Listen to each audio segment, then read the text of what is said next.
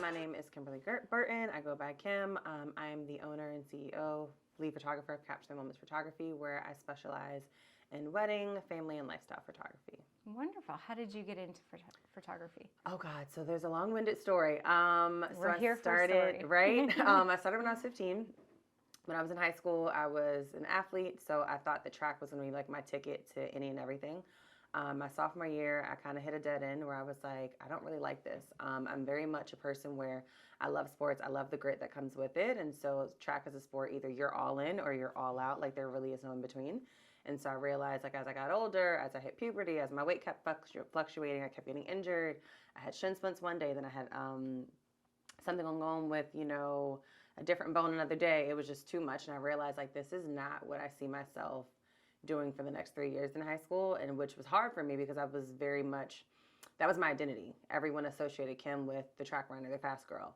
And so to hit this wall where I no longer had an it thing that I was good at kind of sent me into not really a spiral, but more a place of, oh my God, what's gonna be my thing? Like, what am I gonna do? Yes, I'm very type A. Like I planned my whole life out since I was 5 years old. Yeah. So that was really hard. However, I think it allowed space for photography to really find me. Looking back, there were definitely connecting points in my life where I realized like it was destined to happen this way. But of course, I didn't realize it until I actually got into the field. So when I was a little girl, I was the type of kid who I would go to like family members' houses, friends' houses, and every time I would get there, I would read like photo albums. I would look through it for hours, not even knowing anyone in the photos. I would just love looking at photos. So old, like other people's families. Other people's families' photos. Photo albums. Of course, my own, right? But even when I went to my friend's house, like, do you have any photo albums? Like, I would love to just look through them. They're like, you don't know anyone. I'm like, I don't care. Like, I just love it. Yeah. When I would go to doctor's offices and like waiting areas, I would flip through magazines. Never read a headline. Never read like the news story. Always looked at the photos. It just so happened during that time, Tumblr was a big thing. Instagram was a big thing. Of course, these are more platforms where just photos were used. And so I remember being on Tumblr, like as a teen, I would just scroll for hours until I would fall asleep. Sometimes even in front of the computer, and it's just looking at photos over and over. Tumblr, people could use it for blogs and stuff like that. But again, when it first started, people use it primarily to post photos. And so I had bought a camera, really just to kind of have when I went on vacation with my friends, when I was out at the mall. What was your first camera? Oh God, it was a burgundy, like regular point and shoot, the little wrist cameras that you have, like all of this big. And so I just bought it just to have, hang out with my friends and stuff. And I was like, okay, this one is kind of clear, but it's not as clear as I want. So I got a different one. It was a Nikon Coolpix. Now it's a little bit, maybe like this big now. And it had a lens that kind of extended out a little bit. And so I was like, oh, I like the camera quality a little bit better. Again, just wanting it to photograph for me and my friends. We would go like to the beach in the summers and all that stuff. And so I realized like I really, really like being on the other end. Like I don't mind getting in front of a camera, but I really, really enjoy being behind it. And so looking back, like it all kind of connected. Even as a little girl, like my grandfather always had a camera around. Same with my grandmother. So I think there wasn't like a definitive moment. I think it was like multiple things that kind of connected over time. Yeah. And so I realized that the same passion and love that I once had for track was now replaced. Like I picked up a camera, I never put it down. So in a roundabout way, when I no longer became an athlete, it kind of allowed that space for photography to find me. And you've been doing it for 12 years now? Yes. Wow. So I love it here. What do you find most rewarding about photography? Lots of things. I love seeing my clients cry because happy tears, right? Happy tears, right? Especially when I get like moms and family members who there are certain moments that they look back at over the years and they're like, whoa, I had no idea that you captured, like, oh, look at my baby. And so I love moments like that, but also just helping people feel confident. I often say, and I joke around and say that all my clients are liars because they come to me at first panicking, freaking out, like, I don't know what I'm going to do. I'm not really comfortable around the camera. I don't know what to do. Like, how are you going to pose me? I'm nervous. I'm like, don't worry. And so once we get into the shoot, I'm like, you're lying because you've done this before. I don't know where, who, but so from their image, they're like, what? So I love seeing like the expressions when they come in a little bit, maybe not as confident, not as sure what their images are going to look like. And so being able to provide that wow factor, I love. From the family and lifestyle side, really just seeing my families grow. I have some families where I work with them and they were pregnant with their children. And so seeing their kids like, out into the world running towards me and talking in full sentences. And I'm like, I remember photographing you in your mother's stomach or as a newborn. And so things like that. Growing, of course, with families, being a part of the family. I consider my clients' babies like they're mine. So I love just seeing them get older and seeing the cool things that they do.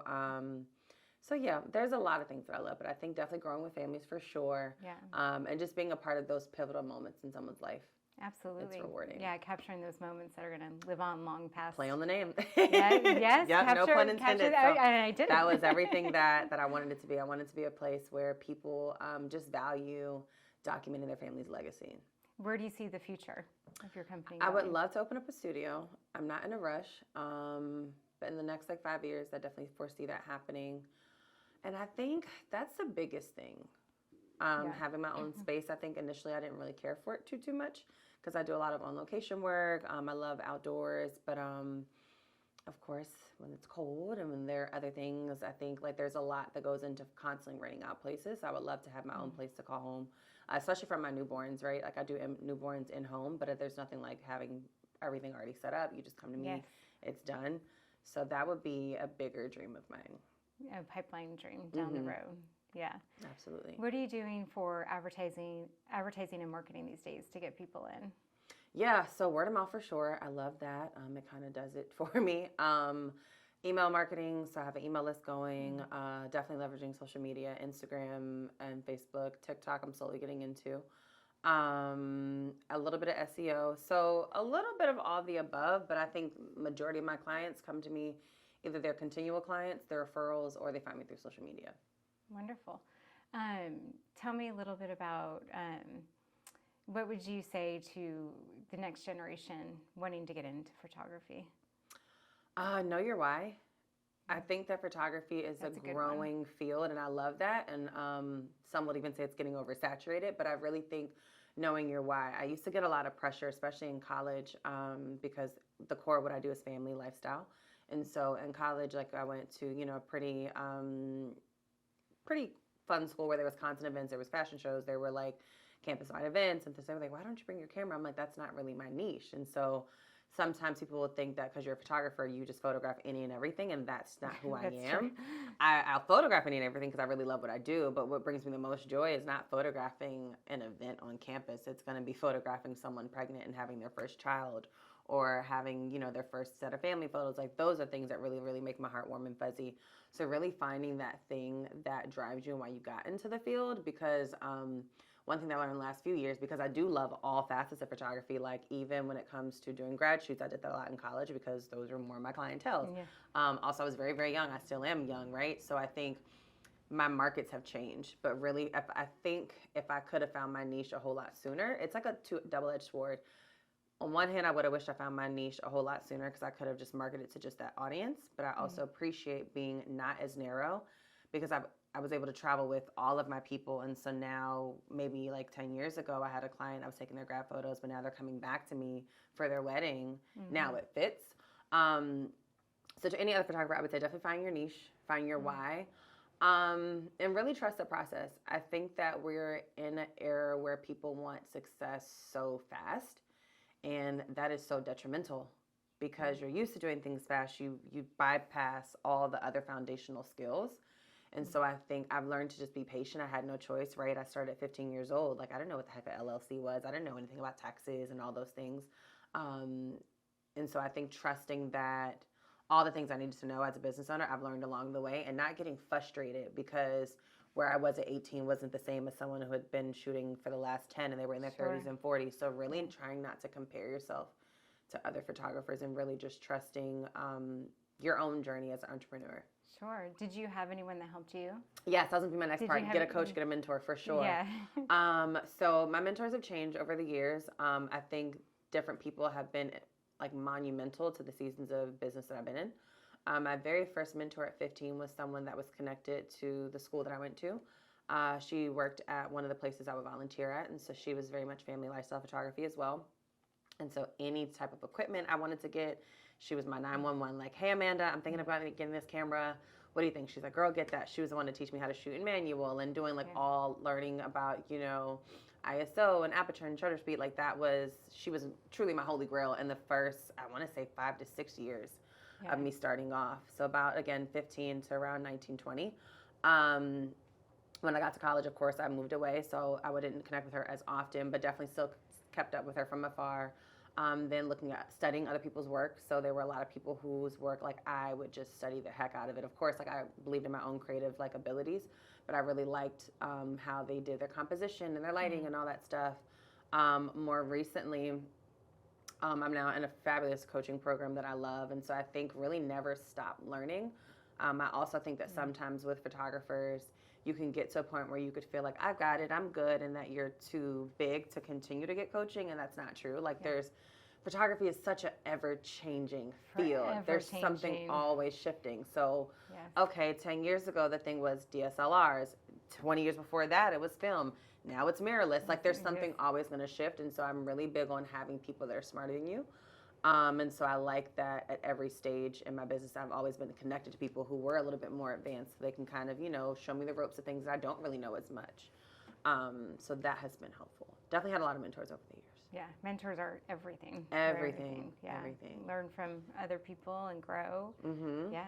You said you had some events coming up? Yes. Yes. So I am hosting Spring and Mommy and Me Minis. I'm very excited about it. They'll be taking place Spring Minis April 27th, and then Mommy and Me April 28th. That's Sunday. Wonderful. So I'm very excited. Are there any last parting words you'd like to leave our listeners with this afternoon? In terms of audience, right? If you're looking for quality maternity photos, family photos, any wedding needs, then definitely check me out. My website is Capture the Moments. That is capture spelled traditionally, THEE, moments with the S.com. And just in general, like, making sure that you find the right photographer for you. I think that it's such a good feeling when photographers have chosen me, like, as their certified family photographer. And so I think it's important to find that person for you. I think so often that families, they rely on their iPhones to capture everything. And while that's great, like, technology is changing, right? An iPhone will do it right every single time, but it's never gonna be the same, right? And just finding the right person. I get a lot of people that sometimes, will just choose a photographer on the whim and then look back at their images and they're a little bit confused. But I'm like, you have to study the people that you work with. So really knowing and doing your research ahead of time, who you would like to work with, what is their price point, what things do you value, and how does that value align with the photographer that you want to choose. And so, I think that would be my push to people as they're looking for family photographers. As they're deciding. Well, it was lovely to meet you. Thank you for coming in today. Thank you. Thank you. It was a pleasure.